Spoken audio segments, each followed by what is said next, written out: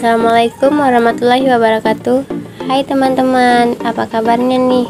Semoga sehat selalu ya. Selamat datang di podcast pertama saya. Hai, kenalin, nama saya Ayu Hafela. Saya mahasiswi IAIN Langsa Prodi Perbankan Syariah semester 8. Saat ini saya sedang menjalankan tugas kuliah pengabdian masyarakat. Di podcast kali ini saya mau bahas mengenai peran zakat dalam pembangunan ekonomi di masa COVID-19. Di tengah pandemi COVID-19, urgensi zakat dalam pemberdayaan ekonomi menjadi salah satu instrumen pembangunan ekonomi umat. Zakat memiliki banyak keunggulan dibandingkan instrumen fiskal konvensional yang telah ada. Banyak pemikiran dan teori yang dikemukakan oleh para ahli dalam rangka menanggulangi masalah kemiskinan. Namun tidak semua teori dapat dipraktekkan dan dapat menanggulangi kemiskinan.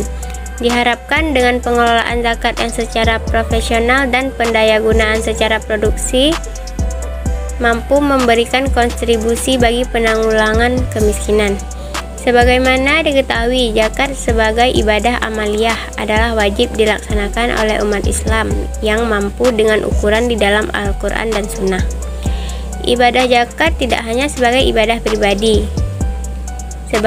tetapi sebagai tanda kesalehan dan kepatuhan kepada Allah. Namun, zakat juga memiliki dampak sosial yang signifikan sebagai distribusi kekayaan dan sebagai realisasi dari konsep keadilan sosial ekonomi yang ada di dalam ajaran Islam. Zakat merupakan ibadah ma'aliyah ijtimaiyah yang memiliki posisi yang sangat penting dan strategis dari sisi ajaran Islam dan pembangunan kesejahteraan ekonomi umat Islam.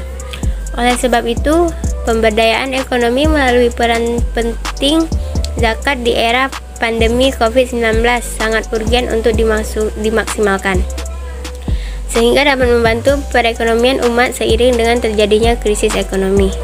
Pemanfaatan zakat secara normatif sudah ditegaskan dalam Al-Quran Surah At-Taubah ayat 60 yang secara eksplisit menentukan bahwa pemanfaatan zakat bersifat khusus dan terbatas untuk 8 golongan. Zakat sebagai salah satu bagian terpenting dari syariat Islam tidak dapat terhindar dari perkembangan dan perubahan pada pengaturan-pengaturannya.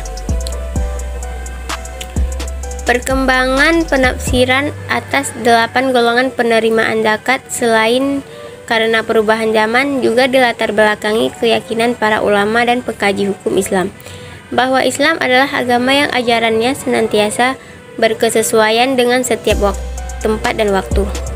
Juga didasari keyakinan bahwa Islam adalah agama kemanusiaan dengan pengertian bahwa segala aturan dan hukumnya dibuat untuk kemaslahatan manusia. Ajaran Islam menjadikan zakat sebagai ibadah maliyah ijtimaiyah yang mempunyai sasaran sosial yang mempunyai tujuan kesejahteraan dunia dan akhirat. Tujuan disyariatkan zakat adalah sebagai berikut. Yang pertama, mengangkat derajat fakir miskin dan membantunya keluar dari kesulitan hidup dan penderitaan. Yang kedua, membantu memecahkan masalah yang dihadapi oleh orang yang berutang, ibnu sabil dan mustahid lainnya. Yang ketiga, membina tali persaudaraan sesama umat Islam. Keempat, menghilangkan sifat kikir dari pemilik harta. Dan yang kelima, membersihkan sifat dengki dan iri hati dari orang-orang miskin. Zakat sebagai rukun Islam yang ketiga di samping sebagai ibadah dan bukti ketundukan kepada Allah Subhanahu wa Ta'ala, juga memiliki fungsi sosial yang sangat besar. Di samping merupakan salah satu pilar ekonomi Islam.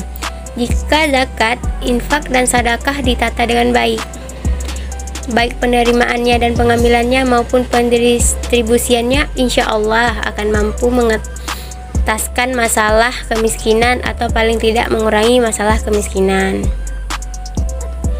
Nah teman-teman, jadi di Indonesia pengelolaan diatur berdasarkan Undang-Undang Nomor 38 Tahun 1999 tentang pengelolaan zakat dengan Keputusan Menteri Agama Nomor 581 Tahun 1995 tentang pelaksanaan Undang-Undang Nomor 38 Tahun 1999. Dalam undang-undang ini masih banyak kekurangan, terutama tidak adanya saksi bagi muzaki yang melalaikan kewajibannya tidak membayar zakat. Dalam rangka meningkatkan daya guna dan hasil guna, zakat harus dikelola secara melembaga sesuai dengan syariat Islam. bahwa Undang-Undang Nomor 38 Tahun 1999 tentang pengelolaan zakat sudah tidak sesuai dengan perkembangan kebutuhan hukum dalam masyarakat sehingga perlu diganti. Dan diganti dengan Undang-Undang Nomor 23 Tahun 2011 tentang pengelolaan zakat. Nah, selanjutnya bagaimana sih hubungan zakat dalam perekonomian? Dalam istilah ekonomi Islam, zakat merupakan tindakan pemindahan kekayaan dari golongan kaya kepada golongan tidak punya. Transfer kekayaan berarti transfer sumber-sumber ekonomi.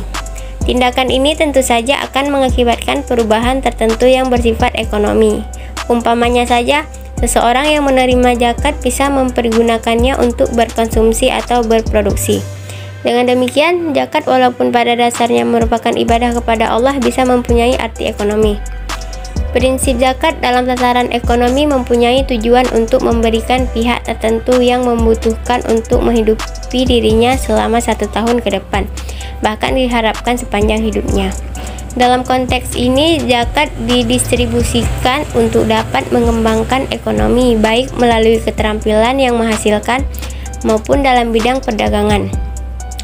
Oleh karena itu, prinsip zakat memberikan solusi untuk dapat mengentaskan kemiskinan dan kemalasan, pemborosan dan penumpahan harta sehingga menghidupkan perekonomian makro maupun mikro.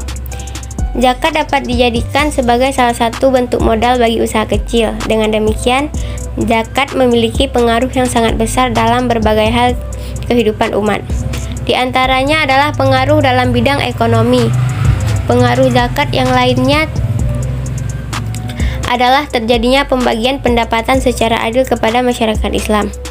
Dengan kata lain, pengelolaan zakat secara profesional dan produktif dapat ikut membantu perekonomian masyarakat lemah dan membantu pemerintah dalam meningkatkan perekonomian negara, yaitu terberdayanya ekonomi umat sesuai dengan misi-misi yang diembannya.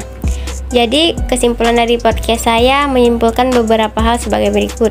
Yang pertama, zakat sangat berpeluang untuk dijadikan kebijakan fiskal sebab memenuhi persyaratan untuk menjadi kebijakan fiskal.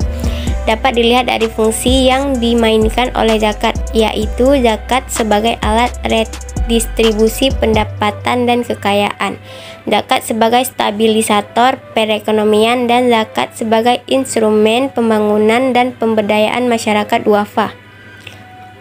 Dalam hal ini sebagai fungsi alokatif. Yang kedua, peluang peruntukan dana zakat tidak diterapkan dengan baik akan mempunyai berbagai implikasi. Implikasi mikro zakat dalam ekonomi Islam secara otomatis akan mentransfer sejumlah proporsi pendapatan. Tentunya ini akan mempengaruhi permintaan dalam pasar. Demikian juga dalam ekonomi Islam, di mana riba dilarang, maka penerapan sistem zakat akan memberi insentif yang kuat bagi pemilik kekayaan untuk melakukan investasi di sektor real dalam rangka mempertahankan tingkat kekayaan mereka. Nah, jadi teman-teman, demikian podcast yang dapat saya sampaikan. Lebih dan kurang saya mohon maaf. Sekian dan terima kasih. Wassalamualaikum warahmatullahi wabarakatuh.